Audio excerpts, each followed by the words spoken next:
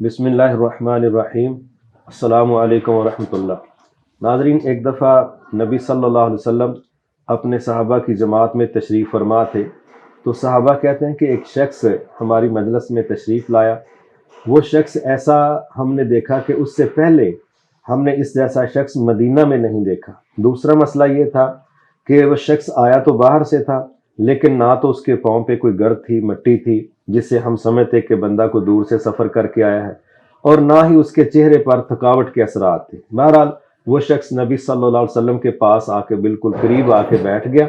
اور اس شخص نے نبی صلی اللہ علیہ وسلم سے چند سوالات کیے۔ ان میں سے ایک سوال یہ کیا تھا کہ ایمان کی ڈیفینیشن کیا ہے، دوسرا سوال یہ کیا کہ اسلام کی ڈیفینیشن کیا ہے، اور تیسرا سوال جو بڑا اہم اور حساس تھا وہ یہ کیا کہ احسان کی ڈیفینیشن کیا ہے۔ تو آج ہم جس پر بات کرنے جا رہے ہیں وہ یہ تیسرا نقطہ ہے، احسان۔ تو نبی صلی اللہ علیہ وسلم نے اس کا جواب دیتے ہوئے فرمایا، ان تعبد اللہ کأنک تراہ فإن لم تکن تراہ فإنہ یراک۔ آپ نے فرمایا یہ جو احسان کا آپ نے پوچھا ہے، یہ کیفیت کا نام ہے، یہ ایک حالت کا نام ہے، ایک احساس کا نام ہے کہ آپ اللہ کی عبادت اس حالت میں کرو، اس احساس کے ساتھ کرو گویا کہ تم اللہ کو دیکھ رہے ہو۔ اگر یہ لیول پیدا نہ ہو سکے تو کم از کم یہ احساس پیدا ہونا کہ اللہ ہی تمہیں دیکھ رہا ہے۔ یہ کیفیت اگر آپ اپنے اوپر طاری کر کے عبادات منعقد کرتے ہیں تو آپ سمجھ لیں کہ آپ نے احسان کی کیفیت کو پورا کیا۔ اصل مسئلہ یہ ہے، یہ جو نگرانی کا تصور ہے یہ انسان کے رویے بدل دیتا ہے، یہ اس کی نیت کو تبدیل کر دیتا ہے، یہ اس کے مزاج کو بدل دیتا ہے، یہ اس کے اخلاق کو تبدیل کرتا ہے، یہ اس کے الفاظ کو تبدیل کر دیتا ہے۔ اس بنیاد پر آپ دیکھتے ہیں کہ اس کی شاندار ترین پریکٹس جو میرا مشاہدہ ہے، آپ بھی اس کو اپنے مشاہدے میں لا کے دیکھ سکتے ہیں، اس کا آئیڈیل مرحلہ وہ رمضان المبارک میں روزہ کی حالت میں ہوتا ہے۔ ویسے سب کو پتہ ہے کہ ہم نماز پڑھ رہے ہیں، اللہ کے سامنے ہیں، لیکن اس کے باوجود کئی باقی امور میں ہم سے کمی کوتاہی یا سستی ہوتی ہے۔ لیکن روزہ کی حالت میں یہ جو احسان نامی کیفیت کا تذکرہ نبی صلی اللہ علیہ وسلم نے فرمایا، ہم اس کا سب سے زیادہ اہتمام کرتے ہیں، اور اس کی دلیل یہ ہے، اس کی مثال آپ اس طرح سمجھیں کہ وضو والی جگہ پر درجنوں لوگ بیٹھے وضو کر رہے ہیں، ہر شخص کلی بھی کرتا ہے، پیاس بھی لگی ہو سکتی ہے، حلق اس کی خشک ہے، اس کے باوجود اس کی کوشش کیا ہوتی ہے کہ ایک پانی کا قطرہ بھی میری حلق سے نیچے نہ اترے۔ اب دیکھ تو کوئی بھی نہیں رہا، قریب بیٹھے شخص کو کیا پتا کہ یہ کتنا پانی پی گیا ہے اور کتنا پانی اس نے دوبارہ باہر انڈیل دیا ہے، لیکن وضو کرنے والے بندے کی یہ کیفیت اور اس کا یہ احساس کہ یہ سارے دیکھیں نہ دیکھیں لیکن میرا رب دیکھ رہا ہے، میرے رب کو پورا پتا ہے کہ میں جان بوجھ کے حلق میں پانی اتارنے والا ہوں یا اتار چکا ہوں یا میں اس سے پرہیز کرنے کی کوشش کر رہا ہوں۔ تو وہ شخص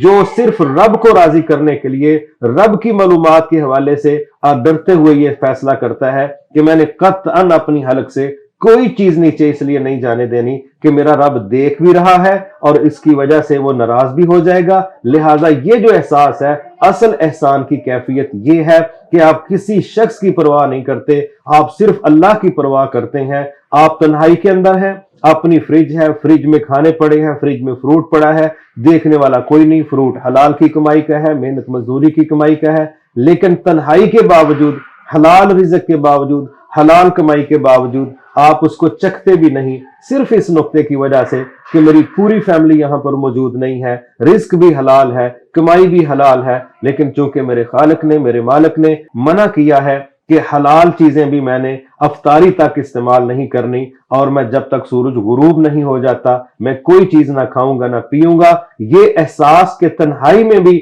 آپ اپنے رب سے ڈر گئے، آپ نے اپنے رب کی بات کو قبول کر لیا، یہ احسان کا وہ لیول ہے، یہ احسان کی وہ ڈیفینیشن ہے، یہ احسان کا وہ احساس ہے کہ جو ہمیں روزے کی حالت میں ہی سب سے زیادہ میسر آتا ہے، اور جو شخص باقی عبادات میں بھی اس کیفیت کا انشاءاللہ احساس کرے گا، یقین کیجئے اللہ تعالیٰ اس کو اخلاص بھی دے گا، اس کے کام میں نکھار بھی پیدا ہوگا، رب اس سے راضی بھی ہوگا اور اس کا کام ایک سٹینڈر پر بھی پہنچے گا۔ لیکن اگر اس کے ذہن میں یہ احساس آ جاتا ہے مجھے نہ رب دیکھ رہا ہے نہ کوئی اور دیکھ رہا ہے، زبان سے ہم کہتے ہیں بالکل اللہ دیکھتا ہے، لیکن ہمارے رویے بتلا رہے ہوتے ہیں کہ مانتے تو ہم ہیں لیکن ضدی مزاج ہمارا ہمیں گناہوں کی طرف لے کے جاتا ہے۔ اللہ ہم سب پر رحم فرمائے۔ لہٰذا عبادات کو بہترین طریقے سے سر انجام دینے کے لیے جس کیفیت کی ضرورت ہے اس کا نام احسان ہے، اور یہ کیفیت رمضان المبارک میں روزے کی حالت میں سب سے زیادہ پریکٹس میں آتی ہے۔ ہماری کوشش ہونی چاہیے ہم باقی بھی جتنے امور سر انجام دیں